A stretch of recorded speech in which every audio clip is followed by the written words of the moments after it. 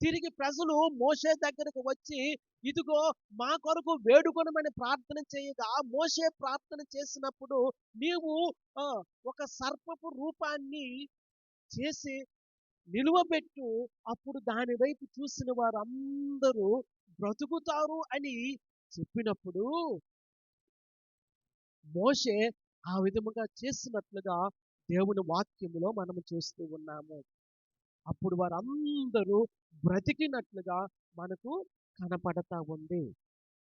అయితే ప్రియులారా, ఇక్కడ చెప్పుకోదగిన సంగతి ఏంటంటే, ఆ దినాన మోషే నిలువబెట్టినటువంటి ఆ ఇత్తడి సర్ప ఆ ప్రతిమను వాగ్దాన దేశంలోనికి తీసుకుని వచ్చి, ఇప్పుడు వీరు ఏం చేస్తూ ఉన్నారంటే, దానికి మ్రొక్కుబడులు చేసి